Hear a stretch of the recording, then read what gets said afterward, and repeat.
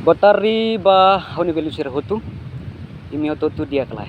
Agora tanggal 1 Juli 2022 hawiya fatnive amu ida uluk histori Katolik mai tam ia Rai Timor ia tinan riung ida atus 5 sinuris 5 sira lori terus misionaris Portugis sira mai tam ia Timor amu barak makmati ia Timor tambah povo ia Timor sira loke atu simu be meromek nebe itahatene to agora uluk sira fen fiar ba fatu no ai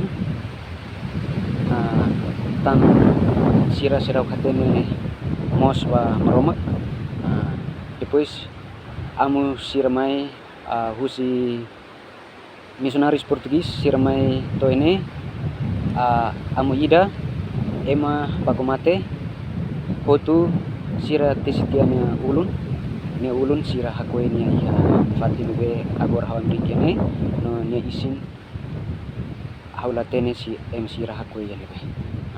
Selamat sore untuk kita semua, saudara dan saudaraku yang terkasih Kristus. Apa kabar? Kiranya Tuhan Yesus Kristus memberkati kita semua dengan damai sejahtera dan sukacita yang abadi.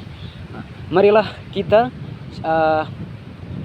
siapkan hati. Saat ini saya membagikan satu cerita sejarah Katolik di Tanah Timur.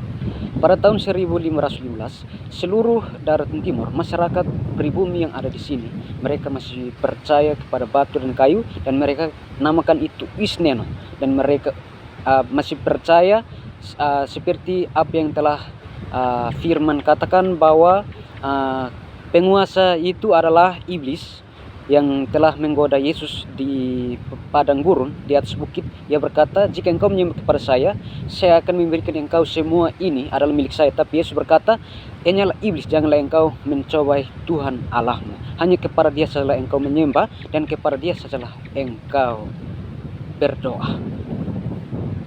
Baiklah, saudara dan saudaraku yang terkasih Kristus, di tempat ini saya mau berikan kesaksian. Di tempat ini, tempat di mana ada kuburan.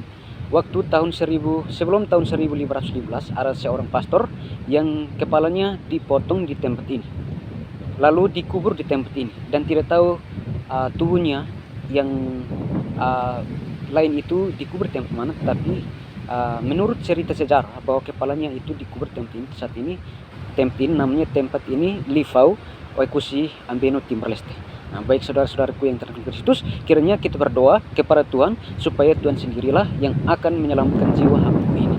Dan kita juga mau berdoa bagi saudara-saudara kita dulu yang mereka belum tahu apa yang mereka lakukan, sehingga mereka bisa melakukan kejahatan seperti ini, supaya mungkin mereka sudah mati karena sudah sekian tahun, sudah 500 lebih tahun, dari tahun 1515 sampai sekarang sudah 2022, sudah lumayan lama.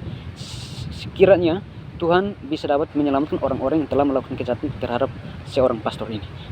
Kiranya Tuhan juga memberikan kita satu semangat baru, spirit, agar kita juga meskipun Katolik ini sudah lama di Pulau Timor, pada tahun 1500 sampai sekarang sudah 500 lebih tahun, tapi saat ini kita punya iman ini banyak yang masih iman masih bayi, belum dewasa. Tidak beda jauh juga, saya juga belajar. Kita sama-sama belajar, seperti saya juga. Marilah kita belajar pelan-pelan agar kita bisa semakin dewasa dalam iman, untuk menjadi semakin dewasa. Dan semakin dewasa kita jangan menyebut Tuhan di atas mulut, tetapi kita harus percaya dengan hati, dengan sungguh-sungguh, agar hati kita dekat dengan Yesus.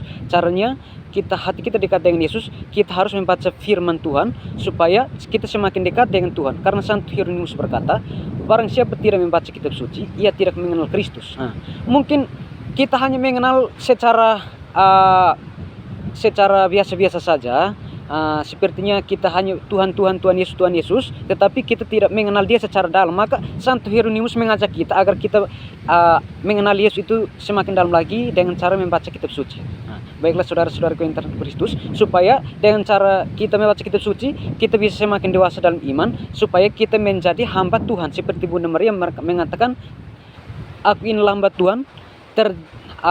Bunda Maria mengatakan, aku ini hamba Tuhan, terjadilah padaku menurut perkataanmu. Jadi Maria itu menjadi hamba Tuhan, bukan lagi hamba setan. Maka pada saat ini saya mengajak saudara-saudari supaya kita itu menjadi hamba Tuhan, bukan hamba setan. Mungkin kita belajar pelan-pelan supaya kita bisa semakin keluar masuk dalam kerajaan Allah. Kerajaan Allah itu bukan kita mati baru kita masuk, tapi kita masih hidup di dunia ini, kita bisa masuk sudah dengan caranya berdoa, baca firman, dan berbuat sesuatu yang sesuai dengan Tuhan mau. Jangan kita buat sesuatu tapi kita tidak minta Tuhan. Sebelum kita buat sesuatu kita minta Tuhan, dan kita harus pikir dulu bahwa saya buat ini dengan saya tangan, saya kaki, dan saya punya pikiran, saya hati, apakah Tuhan ini mau atau tidak. Kalau Tuhan tidak mau, jangan kita buat. Kita harus sesuaikan dengan Tuhan. Jangan kita buat sendiri-sendiri sesuai kita punya pikiran sendiri-sendiri. Itu bahaya. Maka saudara-saudaraku yang terkasih Kristus, marilah kita kembali kepada Tuhan dan percaya kepada Tuhan Yesus Kristus, dan kita hanya mengandalkan Dia karena Dia adalah segala-galanya. Tuhan Yesus sendiri berkata, barang siapa mengikuti saya, dia kehilangan nyawanya.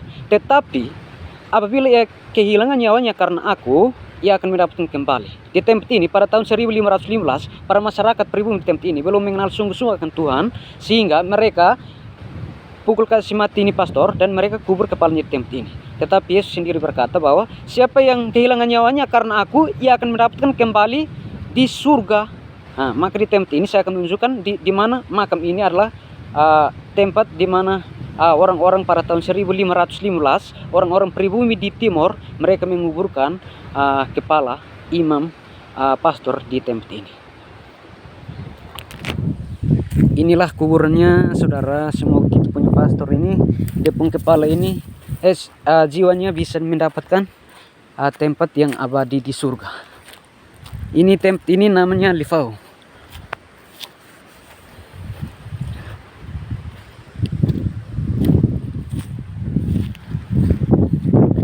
Ya, ini kuburannya.